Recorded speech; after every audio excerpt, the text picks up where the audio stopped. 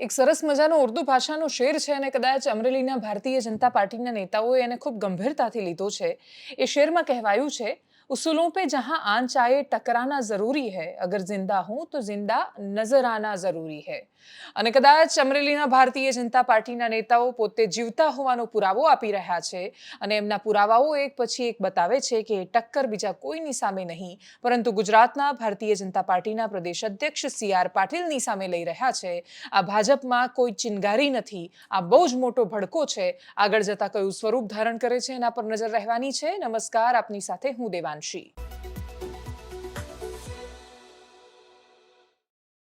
ઇફકોની director પદની ચૂંટણી જયેશ રાદડિયાનું ચૂંટાઈને આવવું આજે ફરી એકવાર દિલીપ સંઘાણીનું ત્યાં નિર્દળીય રીતે ત્યાં કોઈ બીજાનું ફોર્મ ન ભરવું અને એમનું ચેરમેન પદે અધ્યક્ષ પદે ચૂંટાઈને આવવું અને અમરેલીની રાજનીતિનું ગરમ થવું આને માત્ર સંયોગ કેવી રીતે માની શકાય? અમરેલીમાં જે થઈ રહ્યું છે એ કોઈ જ સામાન્ય સંયોગ નથી, એ પ્રયોગ છે। એ પ્રયોગ કોણ કરી રહ્યું છે, એની પાછળ પડદાની પાછળનો મુખ્ય કિરદાર કોણ છે એ કોઈને ખબર નથી અને આમ તો બધાને ખબર હોવા છતાં કોઈ એ વિષય પર ખુલીને વાત કરવા તૈયાર નથી। ગુજરાતમાં ભારતીય જનતા પાર્ટીએ પોતાના આંતરિક રાજકારણમાં એક સમય જોયો જ્યારે વારંવાર એવું કહેવાયું કે આનંદીબેન અને અમિત શાહનું એક ગ્રુપ છે અને એ બંને ગ્રુપ સામસામે લડી રહ્યા છે। મુખ્યમંત્રી કયા ગ્રુપના ત્યાં સુધીની વાતો થઈ, જો કે મુખ્યમંત્રી આવીને સાબિત કર્યું કે કોઈના ગ્રુપના નથી। મુખ્યમંત્રી ઘાટલોડિયામાંથી હતા તો શરૂઆતમાં બધાએ કહ્યું કે નહીં, એ તો આનંદીબેન વાળા છે।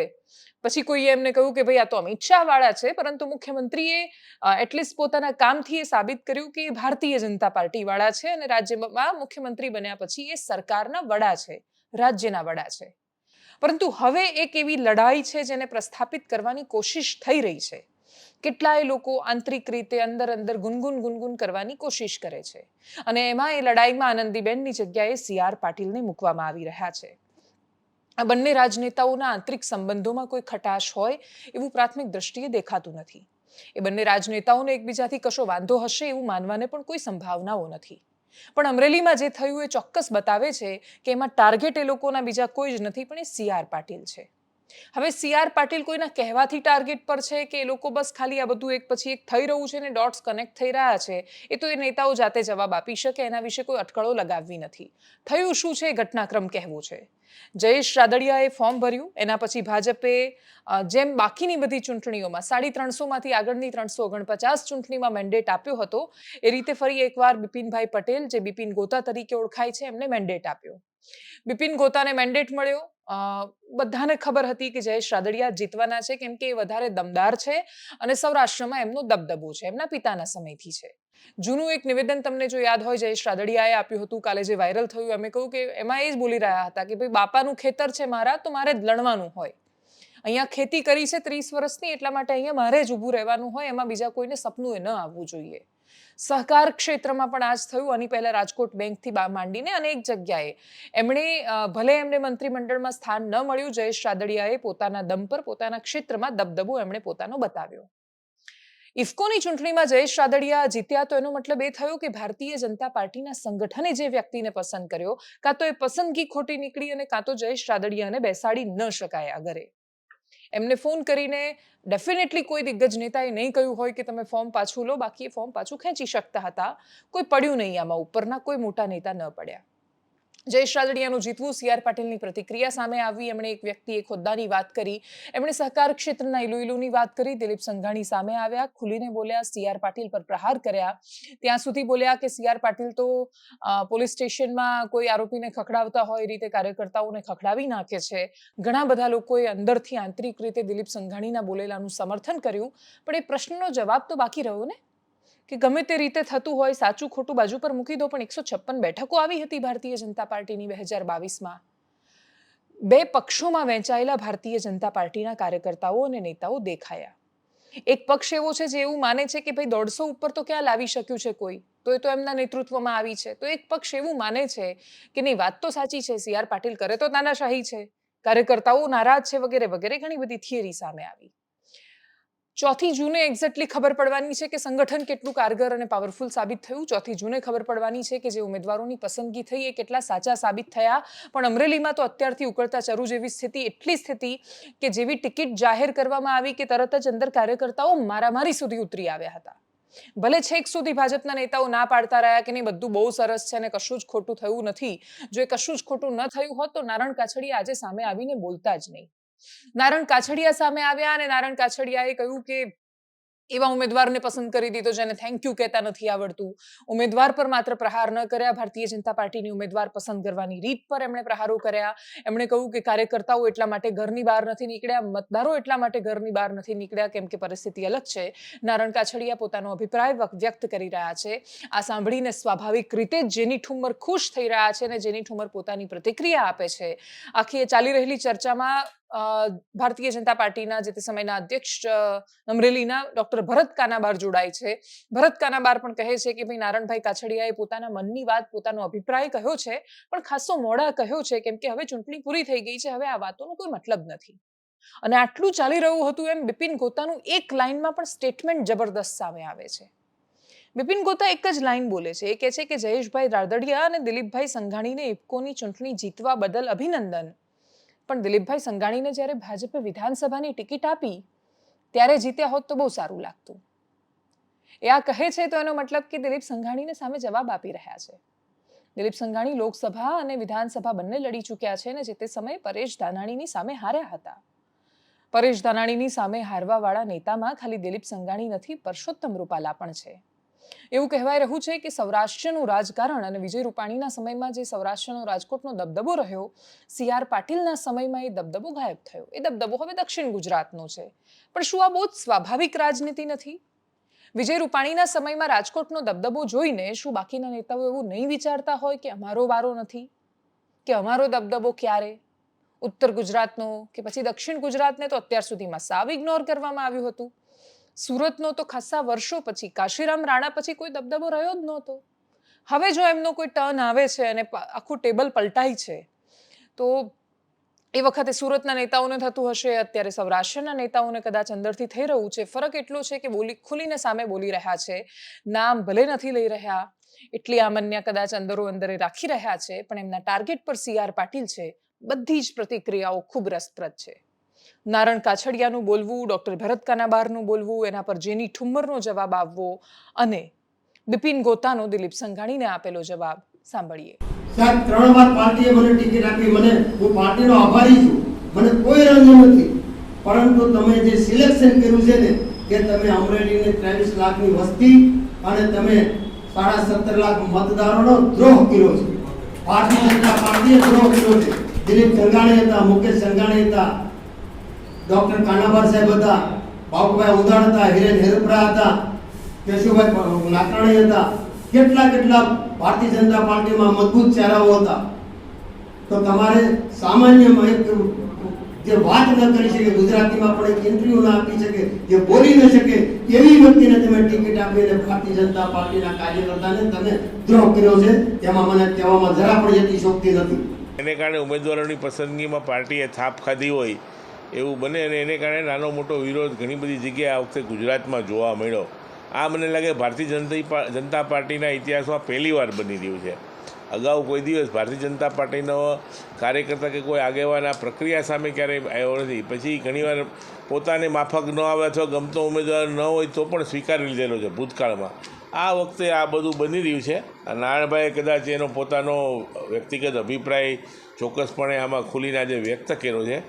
ઉમેદવારોની ક્વોલિટી બાબતમાં કે એની ગુણવત્તા બાબતમાં હવે મને લાગે જ્યારે ચૂંટણી પૂરી થઈ ગઈ છે ત્યારે વધારે કશું કહેવું એ બરાબર ન ગણાય. અબ પછતાએ ક્યાં જબ ચીડિયા ચૂક ગઈ ખેત, આખો પ્રોસેસ જ પૂરી થઈ ગઈ છે. એટલે મને લાગે આના ઉપર વધારે હવે.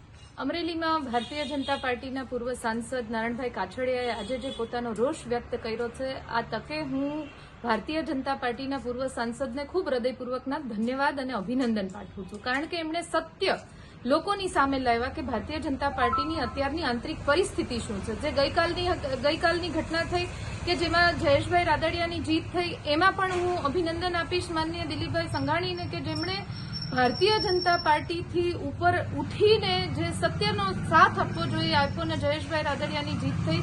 ખેર આ તો એમનો આંતરિક મામલો છે, પણ જે પ્રમાણની પરિસ્થિતિ અને કકળાટ અત્યારે ભારતીય જનતા પાર્ટીમાં ઉદ્ભવ થઈ રહ્યો છે, ત્યારે હું હંમેશાથી કહેતી આવી છું કે હાથના કર્યા હૈયે વાગે છે. જે આ એ જ ભારતીય જનતા પાર્ટી છે કે જેણે કોંગ્રેસ પક્ષને ભાંડવામાં કંઈ બાકી નથી રાખ્યું. ત્યારે અત્યારે જ્યારે એમની પરિસ્થિતિ એ જ સ્તર સુધી જઈ રહી છે, એ જ માન્ય જયેશભાઈ અને માન્ય દિલીપભાઈ ઇફકોની ચૂંટણીની અંદર જીત્યા એ બદલ તેમને હૃદયપૂર્વકના અભિનંદન પાઠવું છું.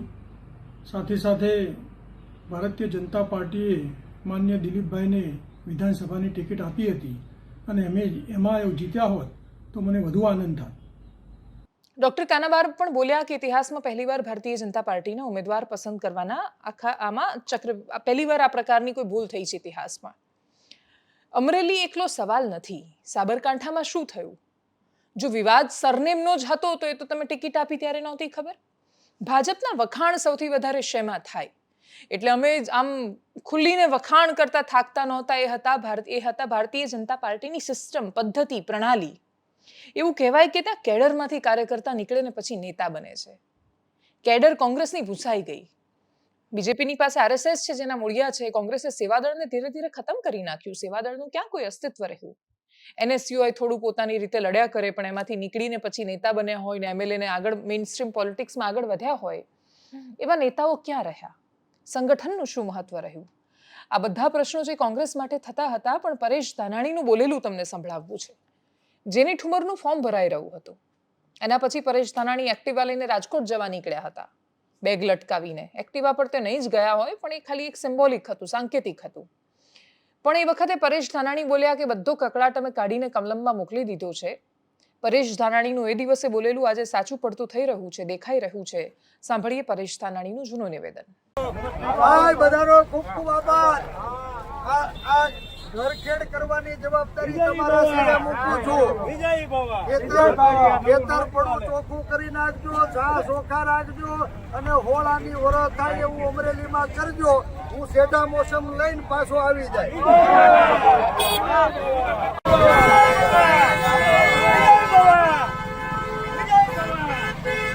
અમરેલીમાં થવાનું કારણ શું એનો કોઈ ચોક્કસ જવાબ નથી. ભાવનગરમાં ઓછું મતદાન થવું, કોઈ કહી રહ્યું છે કે ભાઈ જે સોલંકી બ્રધર્સ છે એ લોકો એક્ટિવ નથી થયા. પરસોત્તમ સોલંકી અને હીરા સોલંકીનું એક્ટિવ ન થવું રાજનીતિમાં જબરદસ્ત રીતે. અમરેલીમાં ઓછું મતદાન થવું, સાબરકાંઠામાં અંદરો અંદર સામે આવવું, ઘણા બધા ઉદાહરણ છે. કેટલાય લોકો છે નિશાન અમરીશ ડેર પર પણ સાધવાની કોશિશ કરી રહ્યા છે. અમરીશ ડેર માટે CR પાટીલ વારંવાર એવું બોલ્યા કે ભાઈ મેં રૂમાલ મૂકી રાખ્યો છે બસમાં તમારા માટે. અમરીશ ડેરને એ વિશેષ સ્થાન આપવું.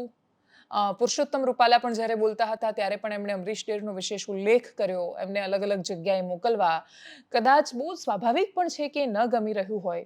વિધાનસભાનો એ દિવસ મને બહુ સરસ રીતે યાદ છે. 2017 થી 22 સુધીનો કાર્યકાળ ભાજપ માટે સરળ નહોતો. ભલે કોંગ્રેસ વિપક્ષમાં હતી, નાકે દમ લાવતી હતી.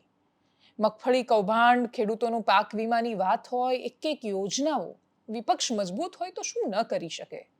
પાક વીમામાં ખેડૂતો પાસેથી પૈસા ઉઘરાવતા પણ એમને કશું આપતા નહોતા. ઉપરથી વીમા કંપનીઓ સરકારી પૈસા લઈ લેતી પણ કંઈ મળતું નહોતું. ખોટો સર્વે થયો, બાકીની બધી સમસ્યાઓ આવી. ભલે એમાં કોઈ ચોક્કસ મુકામ સુધી પહોંચી શકાય, અંજામ સુધી પહોંચી શકાય, એની પહેલા તો વિપક્ષ વિખેરાઈ ગયું.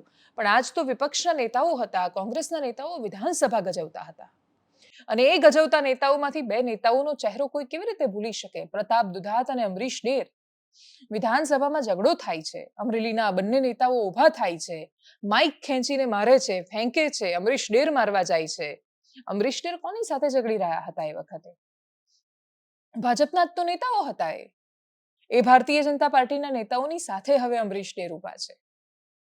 અમરીશ ડેર કોની સામે લડ્યા હતા? રેલવેનું આંદોલન હોય કે બાકીની બધી વાતો, એ તો પોતાના સાંસદની સામે લડતા હતા. એ સાંસદ બીજું કોઈ નહીં, નારણ કાછડિયા હતા. એટલે નારણ કાછડિયા કે પછી જેમને હરાવીને આવ્યા હતા એ પહેલીવાર વિધાનસભામાં, એ હીરા સોલંકી હતા. તો આ સોલંકી બ્રધર્સ કે પછી નારણ કાછડિયા કંઈ આમ લાલ જાજમ પાથરીને સ્વાગત તો કરવાના નથી અમરીશ ડેરનું.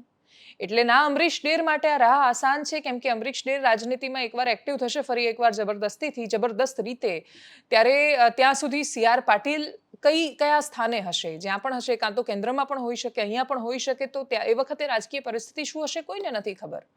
એટલા માટે ઘણી બધી શંકા કુશંકાઓથી રાજનેતાઓ અત્યારે ઘેરાયેલા છે.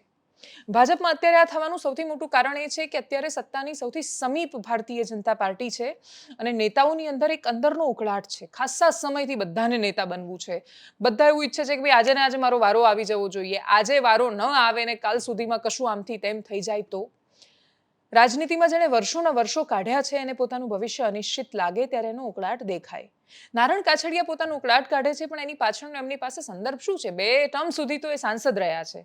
આખી જિંદગી એકનો એક માણસ તો સાંસદ રહેવાનું નથી, આટલી વાસ્તવિકતા એમણે સ્વીકારવી પડે. ભરતભાઈ સાથેનો વાંધો હોય કે ન હોય, જો અમરેલીમાં એ જીતે છે ભરતભાઈ, તો એ ભરતભાઈ સાંસદ રહેવાના છે ત્યાંથી. નારણ કાછડિયા ચૂંટાઈને આવે ત્યારે થોડા બધા લોકોને એ ગમ્યા હશે, પણ રાજનીતિમાં કમનસીબે એ વાસ્તવિકતા નેતાઓ જલ્દી સ્વીકારી નથી શકતા કે જે ખુરશી પર બેસે છે એ ખરેખર કોઈના પપ્પાની હોતી જ નથી. એ ખુરશી છે, એ સત્તા છે, આજે આની છે, કાલે પેલાની હોય, બદલાઈ જ જાય છે. કોઈ પરમેનન્ટ નથી રાજનીતિમાં, પણ નેતાઓ કમનસીબે જેટલા સામે હોય ત્યારે બધાને યાદ રહેતું હોય છે, જેવા ખુરશી પર બેસે એટલે ખરેખર પોતાને પરમેનન્ટ માનવા માંડે છે. કોઈ નથી પરમેનન્ટ. જે ફરીથી ચૂંટાઈને આવશે સાંસદો, એ પણ પરમેનન્ટ નથી રહેવાના. અને એટલા જ માટે એક અધિકારવાળું શાસન જો કોઈના મનમાં આવી જાય તો આ પ્રકારની પરિસ્થિતિ પેદા કરતું હોય છે. એ હકીકતને તમે નકારી શકો એમ નથી કે ભારતીય જનતા પાર્ટીમાં હદથી વધારે કોંગ્રેસના નેતાઓને ભરવામાં આવ્યા. એ બધા જ રાજનેતા, એમાંય તમે જેટલી વધારે ગાળો આપો પ્રધાનમંત્રી મોદીને, અમિત શાહને, ભાજપને, ભાજપના સંગઠનને, વિચારધારાને, એટલી વધારે સારી રીતે તમને જગ્યા મળતી હોય છે. એ તો ભાજપે સાબિત કર્યું છે. હાર્દિક પટેલનું ધારાસભ્ય બનવું હોય કે પછી જયરાજસિંહ પરમારથી માંડીને, અમરીશ ડેરથી માંડીને અર્જુન મોઢવાડિયા, જેમણે વાઇબ્રન્ટને તાઇફો કહેવાવાળા નેતા અને જે તે સમયે વિપક્ષમાં રહીને પોતાની અદા એમણે બહુ સારી રીતે પોતાનું કર્તવ્ય નિભાવ્યું છે. પોરબંદરના દ્રષ્ટિકોણથી વિચારીએ તો બરાબર છે કે ચલો પોરબંદરને એક સરસ નેતા મળ્યા, એમ એ વિપક્ષમાં હતા, સત્તામાં જશે તો 2-4 કામ વધારે કરશે. પણ ભાજપમાં બાબુ બોખીરિયા શું કરશે? કે બાકીના નેતાઓના ભવિષ્યનું શું? એ પણ તો હકીકત છે. અને એટલે જ એક સમય એવો હતો કે જ્યારે રાજનીતિમાં નેતાઓ પોતાની સીટ, બેઠકો છોડતા નહોતા. વર્ષોથી જેમ કે ખાડિયા તો જે અશોક ભટ્ટના નામે લખાઈ ગઈ, એના પછી કોઈ ના આવી શક્યું, આવ્યા તો પણ ભૂષણ ભટ્ટ આવ્યા. તો રાજકોટમાં પણ તો એ જ હતું. વજુભાઈ વાળા તો કેટલા વર્ષોથી લડતા હતા, તો એમનું એ રીતે સીટ ખાલી કરવું, એમનું ત્યાં ગવર્નર તરીકે એમને પછી મોકલવા, વિજયભાઈ રૂપાણીનો અચાનક નંબર લાગવો અને વિજયભાઈ રૂપાણીનું મુખ્યમંત્રી બનવું, એ જ રીતે સંયોગ. આનંદીબેન તો તોય બેઠકો બદલતા હતા. જો તમે એટલા મોટા અને દિગ્ગજ નેતા છો તો તમારે બેઠકો બદલવી જોઈએ. આનંદીબેન ઘાટલોડિયા લડતા હતા અને આનંદીબેનના વારસામાં ઘાટલોડિયા બેઠક ન આપી. અનાર પટેલ કે બીજું કોઈ રાજનીતિમાં આવીને ચૂંટણી નથી લડ્યું. એ લોકો લડવા માંગે છે કે લડવા નથી દીધા એ ખબર નથી, પણ નથી લડ્યા એ હકીકત છે. એમના પછી જે ધારાસભ્ય ત્યાં આવ્યા એ ભૂપેન્દ્રભાઈ રહ્યા અને પછી એ મુખ્યમંત્રી બન્યા. તો રાજનીતિની આ વાસ્તવિકતા છે. જેટલા કાર્યકર્તાઓ કોંગ્રેસમાંથી ત્યાં આવ્યા છે એ બધા જ ભારતીય જનતા પાર્ટીના લોકોએ જ પોતે ખસીને જગ્યા કરવી પડશે. આ તો પેલા 3 BHK ઘર જેવું થયું છે, થોડા દિવસ ડ્રોઈંગ રૂમમાં રહ્યા, પણ હવે તો ઘરની બહાર એમણે ભાડે જવું પડે છે ને મહેમાનો અંદર રહે છે. તો આવું સતત થાય તો મહેમાનો પણ ગમતા નથી ને બધી મહેમાનગતિ તેલ લેવા જાય, એ પ્રકારના વિચારો આવતા હોય છે. ભારતીય જનતા પાર્ટીનું સંગઠન એ વાતનો શિકાર બની રહ્યું છે, પણ આ આખા દેશમાં થઈ રહ્યું છે. પણ અહીંયા ઇઝી ટાર્ગેટ પર CR પાટીલ મળી ગયા છે બધાને, એટલે એક પછી એક લોકો એના પર બોલી રહ્યા છે. આગળ વાત પ્રથમપુરની પણ કરીએ. કાલે સંતરામપુરના પ્રથમપુરમાં ચૂંટણી છે. નૈતિકતા તો ભૂલાઈ ગઈ. કાલે જ આની વાત કરી હતી. હજી સુધી ના રમેશ ભાભોર ના વિજય ભાભોર કોઈનું રાજીનામું ભારતીય જનતા પાર્ટીએ લેવાની તસ્દી લીધી છે ને એનો મતલબ એ કે ગુંડાગર્દી એ જ અમારું શાસન છે ને અમે આમ જ ચૂંટણી જીતીશું, એ પ્રકારનો ભારતીય જનતા પાર્ટી સંદેશ આપી રહી છે. એટલીસ્ટ દાહોદમાં તો એ જ કરી રહ્યા છે એ લોકો. કેમ કે જો તમે અસહમત છો તો તમે તમારી અસહમતિ બતાવી શક્યા હોત. જો અસહમત છો તો અસહમતિ દર્શાવીને કશુંક એટલીસ્ટ વખોડી શકતા હતા, ઘટનાને સસ્પેન્ડ કરી શકતા હતા. કોઈ તસ્દી નથી લેવામાં આવી. અને તસ્દી ના લેવાનો મતલબ એ છે અત્યારે તમારી સાથે છે, અત્યારે તમારા સમર્થનમાં આ થઈ રહ્યું છે એટલે તમને વાંધો નથી લાગતો એનો. જ્યારે સામે થશે ત્યારે શું કરશો? રાજ્યમાં આજે ખોટી પ્રણાલી સેટ થાય છે તો તમે સત્તામાં હશો કે તમે વિપક્ષમાં હશો? જેની પાસે દાદાગીરી આવશે આ જ કરવાનું છે. આ પ્રણાલીને રોકવી જોઈતી હતી, જો કે એ પણ ભૂલાઈ ગઈ. ગુંડારાજને ભારતીય જનતા પાર્ટીએ રીતસરથી સમર્થન આપ્યું. આવતીકાલે શું બૂથ પર કેવી રીતે મતદાન થાય છે ખબર નથી, કેમ કે ભલે ચૂંટણી પંચ, તંત્ર, પોલીસ બધા એવો દાવો કરે છે કે અમે કોઈ વોટર ઇન્ફ્લુઅન્સ ન થાય એ રીતે મતદાન કરાવવાની કોશિશ કરીએ છીએ, પણ વિજય ભાભોરને પકડ્યો પોલીસે ને પછી એને જામીને મળી ગયા. ભાજપના જ નેતાઓ જઈને છોડાઈ આવ્યા છે ભાઈને. એટલે એનાથી ગામના લોકોમાં શું સંદેશ જવાનો છે? અમે અમદાવાદના સ્ટુડિયોમાં બેસીને ગમે તેટલી મોટી વાતો કરી નાખીએ. જે ગામનો માણસ છે તો પહેલા વિજય ભાભોરને જોવાનો છે અને એને જેલમાંથી બહાર આવેલો જોવાનો છે. એના મન પર એ અસર કેમ ન થાય? બેલેબલ ઓફેન્સ છે, તમે એને ગુના જેવા લગાવ્યા છે, પણ એના પછી તમે એને ચૂંટણી પછી છોડી શકતા હતા. પહેલા એને જામીન પર છોડાવી લાવવાનો મતલબ એ છે કે તમે ખરેખર સાબિત કરી રહ્યા છો કે લોકતંત્રના પપ્પાનું છે ને ધારે કરી શકે છે. આવતીકાલે ચૂંટણીમાં એટલીસ્ટ ચૂંટણી પંચે સાબિત નથી થવા દીધું, એ માટેનો આભાર. પોલીસ તંત્રએ શું કહ્યું, ડીવાયએસપીએ શું કહ્યું છે, સાંભળીએ એમને. સંતરામપુર તાલુકાના પ્રથમપુરા ગામે લોકસભાની ચૂંટણી દરમિયાન 7 તારીખે જે વિડીયો વાયરલ થયેલો તેના અનુસંધાને ચૂંટણી આયોગ દ્વારા ફેર મતદાનનું તારીખ 11ના રોજ રાખવામાં આવેલ છે, જેમાં આ બૂથને ક્રિટિકલ બૂથ તરીકે જાહેર કરેલ છે, જેથી ક્રિટિકલ બૂથના નોર્મ્સ મુજબ ત્યાં એસઆરપીના માણસો હાફ સેક્શન મૂકવામાં આવશે, તેમજ એક પીઆઈ મહિલા પીઆઈ પણ 200 મીટરની અંદર પીએસઆઈ પણ રાખવામાં આવશે, અને આ ડિવિઝનના એએસપી શ્રી વેળા સાહેબ અને ના સુપરવિઝન હેઠળ સંતરામપુરના પીઆઈ શ્રી બોવડ સાહેબ તેમજ દરેક જે ગામના ફળિયે પણ લોકો એને કોઈ મતદાન કરતા અટકાવે તે માટેની પૂરતા સુરક્ષા વ્યવસ્થા રાખવામાં આવનાર છે, તેમજ ગામમાં લોકોને પણ મતદાન માટે આહવાન પોલીસ દ્વારા કરવામાં આવનાર છે. અને છેલ્લે વાત રાજનીતિમાં સ્ત્રીઓની પણ કરવી છે. આપણે ત્યાં વિમન રિઝર્વેશન આપ્યું, 33% મહિલાઓને ટિકિટ આપવાની વાતો છે. આવનારા સમયમાં બહુ અદ્ભુત મહિલા સાંસદો, મહિલા ધારાસભ્યો અને બધે આપણને ચારે બાજુ સ્ત્રી નેતાઓ દેખાશે એવી આપણે અપેક્ષા રાખીએ. પણ એ દિવસે પણ ચર્ચા થઈ હતી કે શું ખરેખર સ્ત્રીઓને આજે પણ ઓબ્જેક્ટિફાય ખાસ તો રાજનેતાઓ નથી કરતા? આપણી આજુબાજુમાં 90%, 10% અપવાદ બહુ જ મોટો હું છોડી રહી છું, પણ 90% રાજનેતાઓ સ્ત્રીઓને કઈ રીતે જુએ છે? એ લોકો શું કામ આ પ્રકારે ખાલી સીડીઓ વાયરલ થાય કે બહાર આવે કેમ કે કોઈ હની ટ્રેપનો શિકાર બને એ બધી વાત નથી કરતા. પોતાની આજુબાજુ રહેલા સ્ત્રી કાર્યકર્તાઓ અને પ્રવક્તાઓ કે નેતાઓને કઈ દ્રષ્ટિથી જુએ છે રાજનેતાઓ? જે સ્ત્રીઓ રાજનીતિમાં છે એ વાતનો એ લોકો સૌથી સાચો જવાબ એ આપી શકવાની છે. દેશમાં આવી બીજી ઘટના, કોંગ્રેસના એક નેતા રાધિકા ખેડા છત્તીસગઢમાં એક કાર્યાલય પર ગયા હતા, એમની સાથે ખોટું વર્તન થયું, છેડતી થઈ, નેતાઓ એમની સાથે ઊભા ન રહ્યા. આની પહેલા પ્રિયંકા ચતુર્વેદી સાથે પણ આ જ પ્રકારની ઘટના સામે આવી હતી. એમણે ફરિયાદ કરી, ચૂંટણી છે એટલે ચૂપ થઈ જાવ એવું કહેવામાં આવ્યું, સ્ત્રીઓને ચૂપ થઈ જવાનું જ કહેવામાં આવે છે. રાધિકા ખેડાએ પાર્ટી છોડી દીધી, તરત જ એ ભારતીય જનતા પાર્ટીમાં જોડાયા અને પછી ભાજપના નેતાઓએ બહુ જ પ્રશ્નો કર્યા કોંગ્રેસના નેતાઓ પર. નૈતિકતા નથી તમારામાં, નૈતિકતાનું અધપતન થયું છે, સ્ત્રી દાક્ષિણ્ય નથી, તમે સ્ત્રીનું સન્માન નથી કરી શકતા. મહેસાણામાં એક બેન સામે આવે છે અને પછી કહે છે, વડોદરામાં એક કોર્પોરેટર કહે છે કે હું મત આપવા ગઈ ત્યારે મારી છેડતી ભાજપના જ નેતા દ્વારા કરવામાં આવી. તો એક બેન કહે છે કે મને લાલચ આપીને કહ્યું કે મારી સાથે સૂઈ જા, તને પ્રમુખ બનાવી દઈશ. એટલું બધું થયું, પોલીસે ફરિયાદ સુદ્ધા નોંધવાની તસ્દી ન લીધી, ના કોઈ નેતાઓએ સ્ટેટમેન્ટ સામે આવ્યું. તમારી નૈતિકતા અહીં ક્યાં જાય છે જ્યારે સ્ત્રીઓને આ રીતે ઓબ્જેક્ટિફાઈ કરવામાં આવે છે? કમનસીબે ભાજપ હોય કે કોંગ્રેસ, હમામ મેં સબ નંગે હૈ. આગળ જતા તો એ જ સાબિત થાય છે કે સ્ત્રીઓની તમે આ જ ઇજ્જત કરો છો અને રાજનીતિનું આ જ નગ્ન સત્ય છે. દેશમાં એ રાધિકા ખેડા હોય કે પછી અહીંયા બાકીના નેતાઓ, એ લોકો રાજનીતિમાં આવી જાય છે પણ પોતાના જ પક્ષમાં આ પ્રકારની વાતોનો શિકાર બને ત્યારે કોની પાસે જાય? નેતાઓ જો ખરેખર એ વાતે ખુલીને બોલી શકતા હોત તો ઘણું બધું થઈ શકે એમ છે. જે નિવેદનો સામે આવ્યા સાંભળીએ. હું મહેસાણા જિલ્લા મહિલા મોરચામાં મંત્રી તરીકે ફરજ બજાવું છું અને તારીખ 30/4/2024ના રોજ બપોરે હું ધારાસભ્ય સરદારભાઈના ઓફિસે મીટિંગમાં હતી, તો મારા ઉપર કોઈ અજાણા માણસનો કોલ આવ્યો, તેથી મેં વારંવાર એને કોલ કટ કર્યો. સતત એ વારંવાર મારા ઉપર આવા કોલ કર્યા જતો હતો. પછી મેં એનો કોલ ઉપાડ્યો તો મેં એ ખરાબ મારા સામે વર્તન કર્યું અને મારા પાસે એવી ખરાબ માગણીઓ કરી. તો મેં સાહેબને વાત કરી કે સાહેબ મારા ઉપર આવા કોલ આવે છે. પછી મેં એના ઉપર અરજી આપી, પોલીસ સ્ટેશન અરજી આપી. પછી તો આજ સુધી મારા ઉપર એનો કોઈ એક્શન ના લેવાની. તો મેં કાલે જઈ અને મેં એફઆરઆઈ ફડાવી કે મારે તો બીજું કશું જ નથી જોતું, બસ મારે તો એક ન્યાય જ જોઈએ.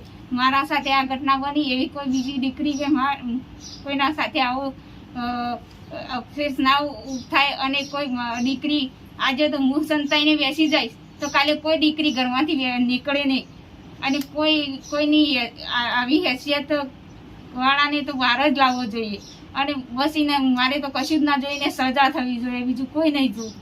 ટેબલ પર કોઈ નથી, મતદાર યાદી બી છૂટી પડેલી હતી.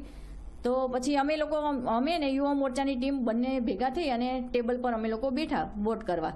તો વોટિંગ માટે થઈને માણસો આવતા હતા ને તો એ લોકોને બી એવું કે વોટ નહીં કરવા દઈએ, તમે નીકળી જાઓ અહીંથી, અમે કરવાનું જ નથી વોટ, એવું ચોખ્ખું બોલતા હતા. પછી ધીરે રહીને ખબર નહીં ઉપર કમ્પ્લેન કરી હશે તો આપણા ધારાસભ્ય મનીષાબેન આવ્યા અને એમને સમજાયા અને બેઠા. પછી એમને સમજાવતા હતા ત્યાં સુધી એક હિરેન બ્રહ્મભટ્ટ કરીને છે એવું કહે છે કે હું રાષ્ટ્રીય નેતા છું. હવે રાષ્ટ્રીય નેતા હોય તો પછી આવું થોડું કરે. મારી સાથે આવીને હાથ આખો પકડીને આમ ખેંચ્યો મારો હાથ, એ હું સેજ બી સહન ના કરું.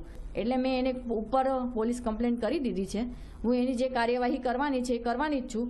અને મારા સાથી હું કામ કરું છું જેવી રીતના, અને મારા સાથી કોર્પોરેટર બી બહુ જ નડે છે મને કે મારું કામ બી રોકાવે છે. આમ આદમી પાર્ટીના અત્યારે પ્રદેશ અધ્યક્ષ અને એ વખતે નવા જ્યારે જોડાયા હતા પક્ષમાં એવા ઈસુદાન ગઢવી સહિત આમ આદમી પાર્ટીના નેતાઓ જ્યારે કમલમ ગયા તો કમલમમાં તો સીસીટીવી હતા, બાકીના બધા દ્રશ્યો બધું ખુલ્લેઆમ હતું. રીતસરથી એ લોકોને મારવામાં પણ આવ્યા હતા. પણ એ વખતે ત્યાં ભાજપના જ મહિલા નેતાઓએ ઈસુદાન ગઢવી પર છેડતીના આરોપ લગાવ્યા હતા. એ આરોપો પર આજ દિન સુધી એ લોકો જેલમાં પણ ગયા, સાબિત ક્યારે થશે ખબર નથી. પણ એ વખતે બધા જ લોકો તૂટી પડ્યા હતા. એ તો એ લોકો હતા, એ મહિલા જે પ્રવક્તાઓ હતા એ તો ઈસુદાન ગઢવીની સાથે ડિબેટમાં જતા હતા દર થોડા દિવસે. તો એમના પર છેડતીના આરોપ જ્યારે તમે લગાવ્યા ત્યારે ત્યાં નૈતિકતાના બહુ જ મોટા માપદંડો સેટ કર્યા હતા અને ઈસુદાન ગઢવીએ કર્યું હોય તો એ જેલની પાછળ જ હોવા જોઈએ. કોઈ પણ આ કરે છે તો એનું સમર્થન ન જ હોઈ શકે. પણ જો ઈસુદાન ગઢવી એ વખતે તાત્કાલિક એમની સામે પગલાં લેવાય છે અને જેલમાં જઈ શકે છે તો પેલા મહેસાણાના નેતા કેમ નથી જઈ શકતા? વડોદરામાં કેમ પગલાં નથી લેવાતા? પોલીસ શું કામ કયો પટ્ટો પહેર્યો છે એના પરથી નિર્ણયો લેવા માંડે છે? સૌથી દુર્ભાગ્યપૂર્ણ લોકતંત્રમાં એ છે કે આપણી જે વ્યવસ્થાઓ છે, પોલીસ હોય કે બાકીના લોકો, એ સત્તામાં કોણ છે એ જોઈને આ કરે છે. ગુજરાતમાં ભાજપ સત્તામાં છે તો એમની ચાપલૂસી કરે છે, પશ્ચિમ બંગાળમાં ટીએમસી સત્તામાં છે તો એમની ચાપલૂસી કરે છે, કોઈક બીજા રાજ્યમાં જેમ કે કર્ણાટક તો ત્યાં કોંગ્રેસ સત્તામાં છે તો એમની ચાપલૂસી કરે છે. એ લોકો જેમ કે એમ કરે છે. અને એટલે જ સત્તાની ચરણ વંદના કરવી એમનું કામ નથી, પણ કમનસીબે આ થઈ રહ્યું છે અને જ્યાં જેની સરકાર છે ત્યાં થઈ રહ્યું છે. એટલે એવું એ નથી કે એક સારું છે તો બીજું બહુ જ ખરાબ છે, એક ખરાબ છે તો બીજું બહુ જ સારું છે.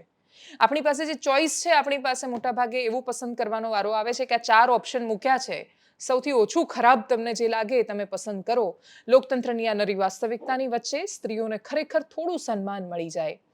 એમને ખાલી બસ માત્ર એમનું શરીર જોઈને ન પસંદ કરવામાં આવે, એમની પાસે પણ બુદ્ધિ હોય છે એ વાતનો નેતાઓ સ્વીકાર કરે અને રાજનીતિમાં એમને મહત્વનું સ્થાન આપે. કેમ કે આપણે તો એ દેશના વારસો છીએ કે જેણે સ્ત્રી પ્રધાનમંત્રી પણ જોયા છે અને એ સ્ત્રી પ્રધાનમંત્રીએ પાકિસ્તાનના 2 ભાગલા કર્યા, જે વાતનું આપણને સૌથી વધારે ગર્વ થતું હોય છે. એવી ઘટનાઓ પણ જોઈ છે અને એ જ સ્ત્રી રાજનેતાએ દેશને ઇમરજન્સીમાં મોકલ્યું, આપણે એ પણ જોયું છે. આપણે બધી પ્રકારની ઘટનાઓ જોઈ છે. આપણે તો મણિબેન પટેલને પણ જોયા છે. કેટલા અદ્ભુત સાંસદ રહ્યા એ, જ્યારે આણંદથી લડ્યા, નડિયાદથી લડ્યા, કે પછી એમના મૃત્યુ સમયે એમણે કશું જ ભેગું નહોતું કર્યું, એવા પણ રાજનેતાઓ જોયા છે. પણ આપણે સુષ્મા સ્વરાજ જેવા નેતાઓને બહુ જ સરસ રીતે બોલતા જોયા છે, સાંભળ્યા છે. અને પછી પણ જો આપણે ઓબ્જેક્ટિફાઈ કરીશું તો પછી આપણે ક્યારે આગળ વધીશું? 33% રિઝર્વેશન આમ નહીં લાગુ થાય. એનાલિસિસમાં અત્યારે બસ આટલું જ. નમસ્કાર.